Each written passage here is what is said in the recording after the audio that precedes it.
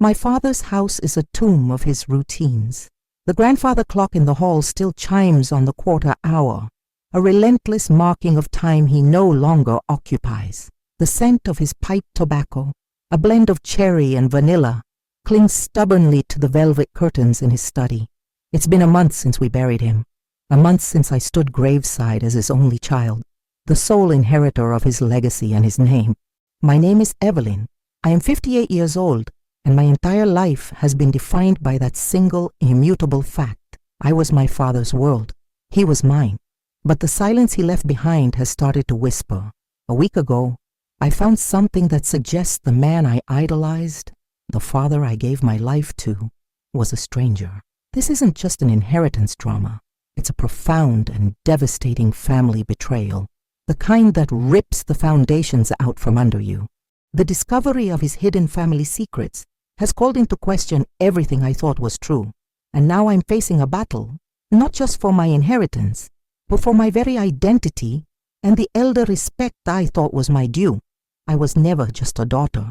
I was a partner. After my mother died 30 years ago, my father Arthur and I became a unit. I was 28, with my own dreams of a career in art history, but I put them aside. He needed me.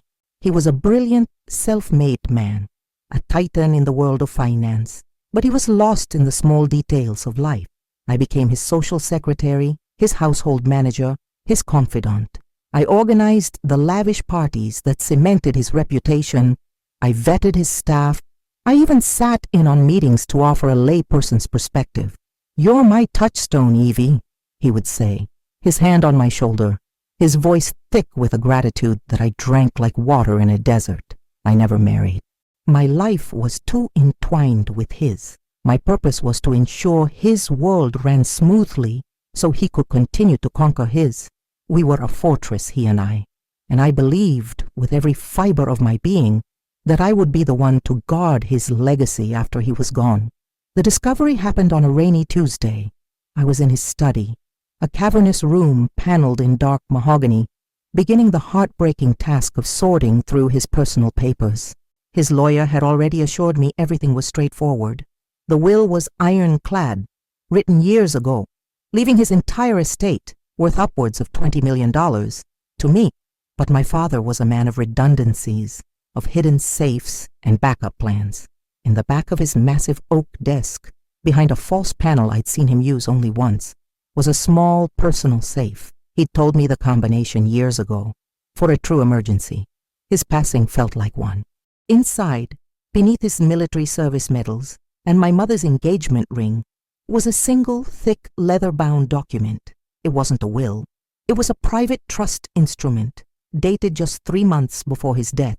My hands began to shake as I read the first page. It directed that $18 million of his liquid assets were to be transferred into this trust upon his death. My name wasn't on it. The sole beneficiary was a man I had never heard of, Julian Croft. The document referred to him simply as my son. The air left my lungs in a painful rush. Son? It was impossible. A biological absurdity. My father had me, and only me. I was his only child. I read the words again and again, the crisp, legal text blurring into a cruel joke. The document was notarized, signed by witnesses I didn't know, executed by a law firm I'd never heard of. It was real. $18 million. A sum so vast it was almost abstract. But the pain wasn't about the money. It was the 2 words that preceded the name. My son. It was a dagger to the heart of my identity. It rendered my entire life, my sacrifices, my unwavering devotion, a lie. He didn't just give away a fortune. He gave away my story. He gave away my status as the one, the only. My hands were still shaking as I folded the document, the thick vellum of condemnation in my hands. I felt a wave of dizziness, a profound sense of dislocation, as if the floor of this study, this house, this life had just fallen away. But little did I know, this shocking revelation was only the beginning. The real mystery was far deeper and darker than a simple secret child. My first thought was that my father, in his final months, had been a victim. He had been ill, and though his mind seemed sharp, perhaps he had been vulnerable. Perhaps this Julian Croft was a predator, a con artist who had manipulated a dying man. This was a narrative I could understand. It was a version of events that kept my father, my hero, intact. It was this thought that propelled me into action. The grief that had been a heavy blanket over me for a month transformed into a sharp, focused rage. I would not let this stranger, this phantom, desecrate my father's memory and steal what was rightfully mine. I didn't call our family lawyer. This was too personal, too volatile. Instead, I hired a private investigator, a discreet, expensive man recommended by a friend, and I gave him a single mission: find out everything there is to know about Julian Croft. While he began his digital hunt, I began my own, more intimate one. I started to search my father's life for cracks, for fissures in the perfect facade we had built together. I went through his life with a fine-toothed comb. I sorted through 40 years of credit card statements, phone records, and travel itineraries. It was a forensic accounting of a shared life. At first I found nothing.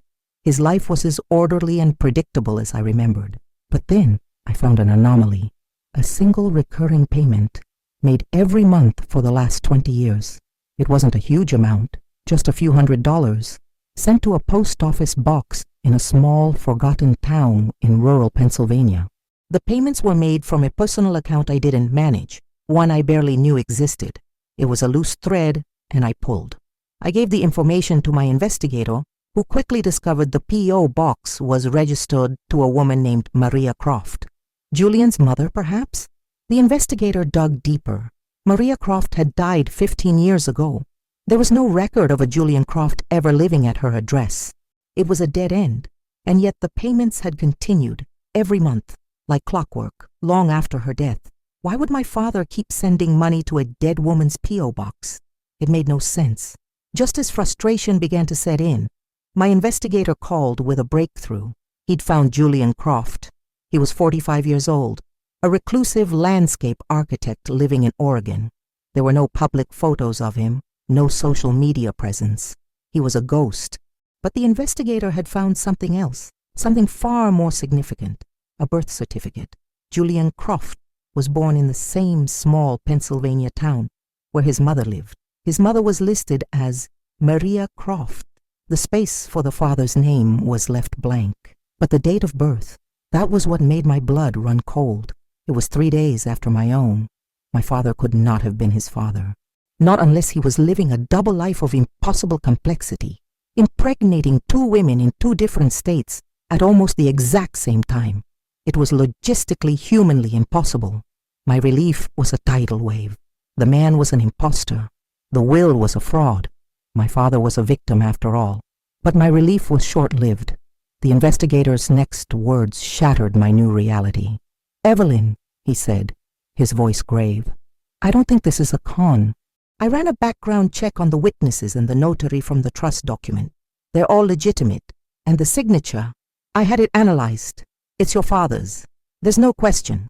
I was back to square one, but the puzzle was now infinitely more complex. If Julian Croft wasn't my father's son, then why did my father call him that?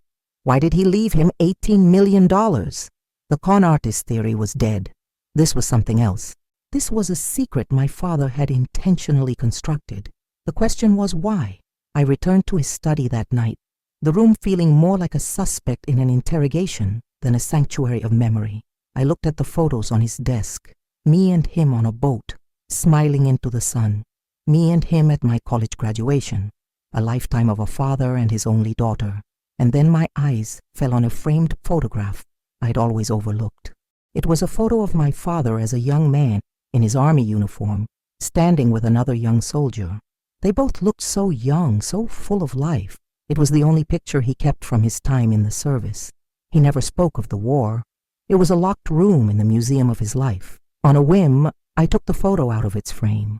On the back, in my father's familiar handwriting, were 2 names, Arthur and David, and underneath, a single cryptic sentence, the promise I can never keep. Suddenly, my investigator's words came back to me. The P.O. box, the payments continuing after the woman's death. Who was David, and what was the promise my father felt he could never keep, but tried to fulfill with $18 million after his death? I had a terrible, sinking feeling that the son in the will wasn't a title of biology. It was a title of debt, a debt of blood that had nothing to do with me, but was about to change my world forever. This is fictional drama created for entertainment, not a real personal account. While it explores authentic themes of family exclusion, boundary setting, and elder empowerment, the characters, situations, and events are entirely invented for narrative purposes. This story is designed to resonate emotionally with audiences who have experienced family conflict while maintaining complete transparency about its fictional nature. Aqui está a parte 2 do roteiro, continuando a história de Evelyn e sua busca pela verdade. Part 2. That photograph becomes the new focal point of my obsession. Arthur and David, the promise I can never keep. The words are a ghost in the room, a cryptic epitaph for a secret I am now certain is the key to everything. The war. The one subject my father encased in a wall of absolute silence. He was a hero, decorated for bravery, but his heroism was a closed book. If I ever asked, he would just pat my hand, his eyes distant, and say, "There are some things you're better off not knowing, Evie." I had always respected that, believing I was protecting him from painful memories. Now I see he was protecting himself and his secrets from me. The theory that Julian Croft is a con artist is dead. The idea that my father was a victim is dead. What has risen in their place is something far more unsettling. A man I knew for 58 years, who was bound by a promise so powerful, he was willing to posthumously rewrite my life to honor it. The debt I felt was financial. The debt he felt was one of blood and memory. My investigator, a man named Harris, is initially skeptical when I tell him to shift his focus to my father's military service. "Evelyn," he says, his voice patient but strained. "We have a name, a location, a multi-million-dollar trust. The answer is in the present, not in a war that ended 60 years ago." But I am adamant. "The answer is in the promise," I insist, my voice shaking with a conviction that surprises even me. "Find David." Reluctantly, he agrees. While Harris begins navigating the labyrinth of military archives, I start my own, more personal excavation. In the attic, there is a large, dusty trunk, an old footlocker from his time in the army. It's the one part of his past I have never disturbed. Now, I pry it open with a crowbar, the screech of metal on metal, a protest against the violation. The air that escapes smells of mothballs and damp canvas. Inside, it's a time capsule. A neatly folded uniform, a pair of worn boots, a small Bible, and at the bottom a stack of letters, tied with a faded cord. They are not from my mother. They are from a woman named Sarah. Her last name is not Croft, it's Miller. The letters are a portrait of a young man in love, a man I barely recognize as my father. He writes of the mud, the fear, the bone-deep weariness of war, but he also writes of hope, of a future with her when he returns. And in every letter he mentions David. David saved my skin again today. David and I shared our rations. He has a photograph of his girl, Maria, that he looks at 100 times a day. David says the first thing he's going to do when he gets home is marry Maria and start a family. David and Maria. Maria Croft. My blood runs cold.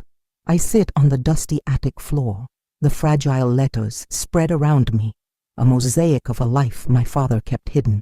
David was his friend, his brother in arms, and Maria Croft was David's girl. The payments to the P.O. box suddenly make a new, terrible kind of sense.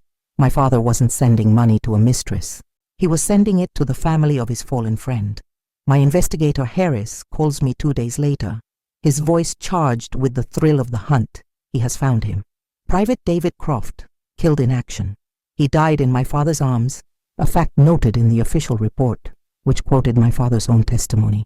The report mentions that David's last words were a plea for my father to take care of Maria and their unborn child. An unborn child, Julian. The pieces snap into place with a sickening finality. Julian Croft is not my father's son. He is David Croft's son. And my father, bound by survivor's guilt and a battlefield promise, has spent his entire life secretly playing the role of the father David never got to be.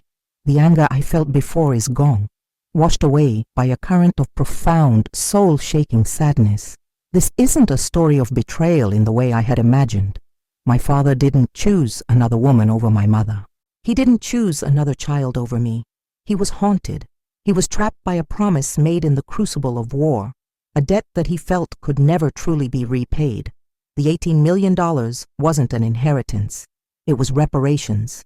It was the price of a life for a life. The secrecy, the deception, the hidden payments. It was all his clumsy, misguided attempt to shield me from his ghosts, to keep the pristine world he built for us separate from the wreckage of his past. But in doing so, he created a different kind of wreckage. He left me alone to navigate the ruins of his secrets. I realize now that this isn't a battle to be won in a lawyer's office. This isn't about contesting a trust or fighting for my share. The money feels like an obscenity now, the currency of a ghost's guilt. My fight is for something far more important, the truth. And the only person left who can give it to me is Julian Croft. I book a flight to Portland, Oregon. I don't tell Harris. I don't tell my friends. I leave a vague note for my children about needing to tie up some of their grandfather's affairs. I need to do this alone. The address I have for Julian Croft is not in the city, but an hour's drive east in the forested foothills of Mount Hood. As I drive, the landscape changes from urban sprawl to towering pines and winding country roads. It's a world away from the manicured lawns and concrete canyons of my father's life. The property is secluded, marked only by a simple, unpainted wooden sign that reads, Croft Landscapes. I turn down a long gravel driveway and my breath catches. The place is beautiful. It's not a house, but a sprawling garden, a testament to a life spent coaxing beauty from the earth. There are winding stone paths, groves of Japanese maples, and a pond filled with water lilies. In the center of it all is a modest modern house made of cedar and glass, designed to blend into the landscape rather than dominate it. It's the kind of house my father, the architect of grand, imposing structures, would never have built. Yet there is an elegance, a harmony to it that I know he would have admired. A man is kneeling by the pond, his back to me. He is tall and lean, with graying hair tied back in a short ponytail. As I get out of the car, the crunch of gravel under my feet makes him turn. He stands up slowly, wiping his hands on his jeans. His face is weathered, kind. There is a quiet solitude about him. This is Julian Croft. He looks at me, his head tilted in question, and I see it. It's not a resemblance to my father. It's a shadow of the young man in the photograph, the ghost named David. "Can I help you?" he asks, his voice calm and even. I suddenly realize I have no idea what to say. I have flown across the country, armed with a maelstrom of emotions and a briefcase full of secrets, and I haven't prepared a single word. "My name is Evelyn," I say, and my voice sounds foreign to my own ears. "My father was Arthur." I watch his face for a reaction. There is a flicker of something in his eyes, recognition, but also a deep, guarded sorrow. He knows who I am. "I've been expecting you," he says softly. "Please come inside." His home is as peaceful as the garden that surrounds it. The inside is minimalist, filled with books and plants and light. He leads me to a small sitting area, and we sit in a silence that is not awkward, but heavy with 60 years of unspoken history. "He told me you would come. After," Julian says finally. "He wrote me a letter. It arrived the day after he passed." He gestures to a small, worn wooden box on a nearby table. "My father, my real father, was David Croft," he begins, and I just listen. The story I pieced together in fragments, now being told to me whole. He tells me his mother, Maria, was pregnant when David died. He tells me how Arthur found her after the war, a grieving, destitute young woman with a newborn baby. He tells me how Arthur supported them secretly for years.